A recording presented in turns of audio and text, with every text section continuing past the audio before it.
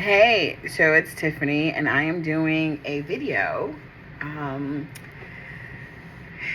but the screen is blacked out, so it's just more or less my voice talking to you, and just going back over some things. This is the final email that will go out for the Smooth Patch Pass. This is it, last time to grab it. So if you're thinking about it, I suggest that you please do this for yourself, because you will be so disappointed once you realize like what the Smooth Patch Pass really is all about.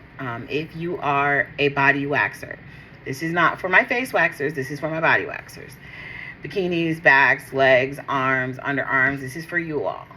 Um, but yeah, so I am going through some changes. As you are well aware, some of you may not be aware of this, but I'm actually coming into my 20th year as an esthetician. Come July, this will be 20 years for me. And I want to celebrate that because I'm really excited about being an esthetician this long in an industry that I absolutely love. And I am excited for the next chapter. I don't know if I have another 20 years in me, but I might be able to squeeze out a good 18. So give y'all 15 to 18. And then my goal is to actually franchise these locations. So that's that's what the plan has always been. But when I got to Rochester, it did not come to fruition. It was just like hiccup over headache over headache over hiccup. And it was just like, okay, I give up. And then I just kind of ended up over here some kind of way. And like, okay, God, let's try this again. And this is a lot better.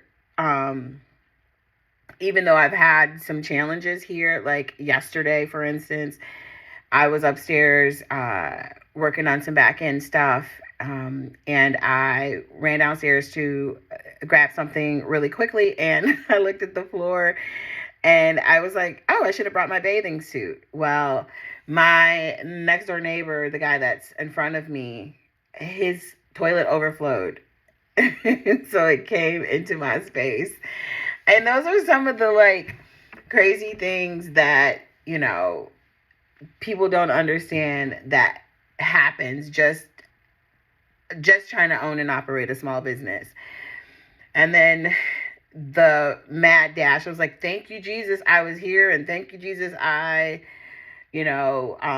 was closed, because I'm closed on Tuesdays. So that would have been very terrifying if I actually had customers in here and his toilet backed up and came through the wall into my space. So it's all cleaned up now. I got a shop vac. Listen, I'm a very prepared person, so I have my own shop vac. I did go get one of those cedar mop spinny things. I'd been wanting one anyway, so I just was like, oh gosh, toilet overflowed. I need to go grab that. So I grabbed that and disinfected, and so razzle dazzled, and it's the best part is that it's in areas that customers don't even go anyway, so that's fine too. So but that's all cleaned up, but that's a little bit of behind the scenes. So we talked about me being an esthetician for 20 years. We talked about my neighbor's toilet overflowing into my space yesterday, and now I just want to talk to you about why I started ME Beauty to begin with. If you're not aware, ME, or me, some people call it, stands for Ms. Esthetician. So it'll be Ms. Esthetician Beauty Republic. And I was given that name by a client back in 2007. He said, I'm going to call you Ms. Esthetician. And I was like, I think I like that. And I was like, can I keep it? And he goes, keep it, it's yours. And so I've essentially built a brand around that. But I started out in this business way back in '04. Going to school to get my license to become an esthetician, and I love it. Like, I cannot imagine doing anything else with my life. I love this. I love being able to help people reach their goals when it comes to like their skin, and help them to fall in love with themselves again, because self-love is super important. But the bigger reason why I started is that because when I came into the industry, I did initially work with other people. But what I found in working in some of these places is that the practices and the culture of those companies were not conducive for my level of, or my desire to be, number one, to be a kind person, and number two, to service community, right? I'm a big person about community and family, and it's like, yeah, they totally went against that. So my very first job was at a salon spa in Utica, which is now, if some of you are, is on Van Dyke. It's the Reptile Store. If anybody knows where the Reptile Store is now, that big Reptile Store, I was in that building back in 2005. But I was the pregnant version of myself because I was pregnant with Jamin way back when working there. And by all intents and purposes, the owner was a fraudster. And that's sometimes why I feel often in this industry, we are not taken seriously as professionals. I just keep, sometimes when I'm like going to do things, or when people tell me, like, ask me, like, what's your career? And I say it, and there's like, oh, they get like, I go, oh yeah, I own, somebody's like, oh, she's a business owner. And then I say, yeah. And they go, oh, what do you own? And I go, I own a salon. And they're like, oh yeah, like, okay. Like, it's like disappointment, right? The scene from Grease, Beauty School Dropout, just like it just plays in my head a little bit. Like every time I can, yeah, I own a salon, but it's okay, whatever. But yeah, so my goal was to change that stigma of beauty professionals. And so that's why I did small things. Like, I didn't want this to be a cash and carry business. I wanted to have credit cards. Let people use their credit card, because you can use your credit card at the grocery store. You can use your credit card at a restaurant. You can use your credit card other places.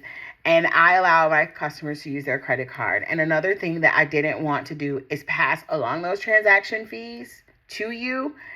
But a lot of small businesses do that. And customers don't mind, but I want to be big picture, long term. Like, I want to be seen as a real legitimate business. So if I'm going to Target is not passing along their fees to me. So I've always, even though I'm small and I'm one person, I've always had the dream of growing and franchising. Like, that's my big picture, long term dream. It's been my dream since I started working with people and realized that, you know what? If I have some morals, maybe one day I'll be able to influence the way the industry goes. So back to the story about the owner. She loved her packages. She loved selling packages, and she was so good at it. Like, she could sell these $1,000, $1,500 packages, and she had this Spanish accent, and then these guys would just be like, oh, mesmerized. She's like, you'll get the 3-hour massage, you'll get the facial, you get the, and I would just be like, how does she, and the guys were like, oh yeah, tell me more. And they were just like eating it up, right? Whole time, she never planned on redeeming them services. She's just gonna get your money and run around and let you pretend to, to make your appointments. And so she did that to somebody in front of me one day. And it was a couple. It was a young couple. And I could tell, like, they were, I think I was probably, like, I was 29 at the time. I think it was, like, 29.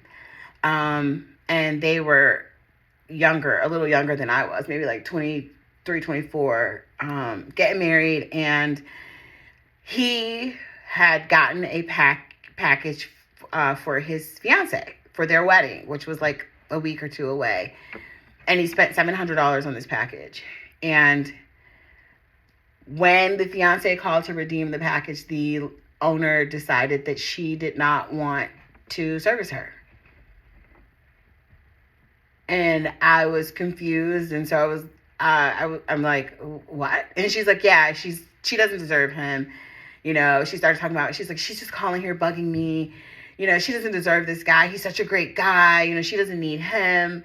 He doesn't need her, and I was just like, but that's like, I'm just like, I couldn't like understand. Like I heard her, but like I was shaking my head. Like I can't comprehend this behavior right now. Like, wait a minute. So you're not going to, again, I started getting hives because like this is making me uncomfortable. Like, I'm like, wait, what? So I was like, but then why did you sell it to him? And she's like, oh, because, I needed the money. And I was like, so basically she was robbing people. So this particular couple, I decided to, I said, I'm going to make this right.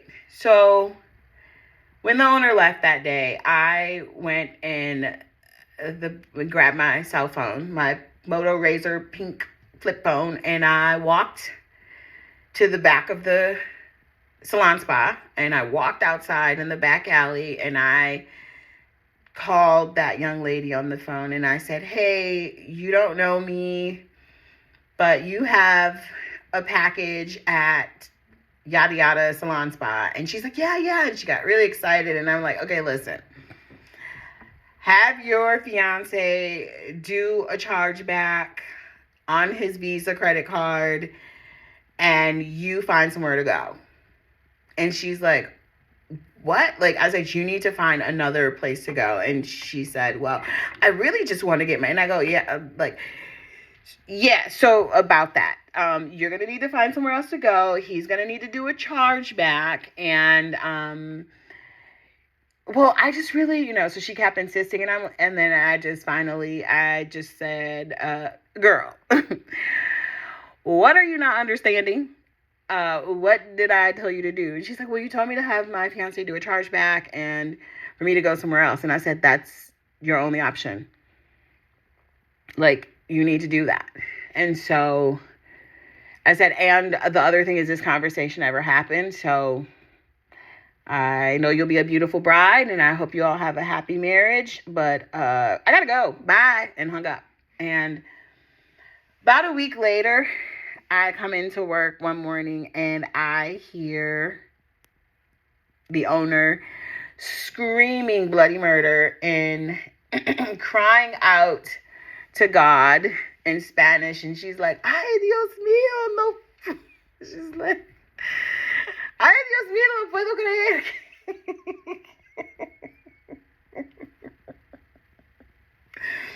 She's like, quitaron $700 de mi cuenta. So she's screaming, oh my God, I can't believe they took $700 from my account. And so I had to sit there and pretend like I had no idea what was going on. So I'm like, and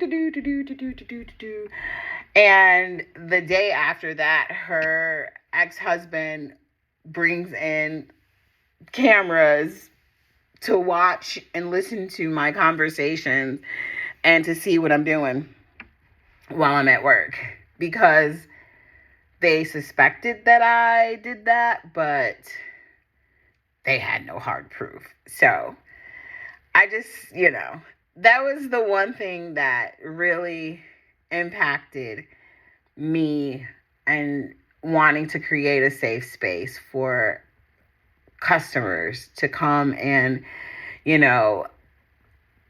get what they paid for, right? Unfortunately, not everybody thinks the way I do. And there's so many people that would do something like that and be like, oh yeah, sorry, it didn't work out. But sidebar, if you have or think that you have any sticky bundles left, please reach out to me, email me, or call me, because I need you to come in and get your services, please. Yeah, so there's that. What else is there? The other thing that I want to talk about is my desire to franchise, right? So,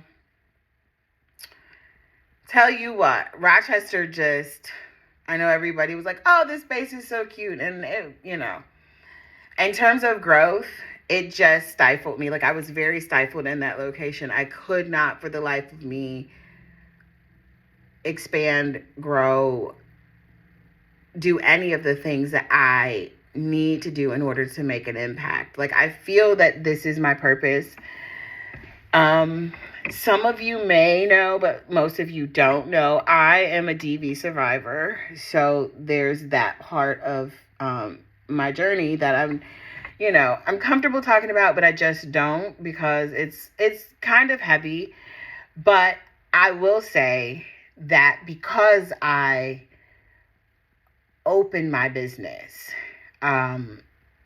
way back when, it gave me the opportunity to leave that situation, because I was financially dependent in that relationship. That was not a good situation for me.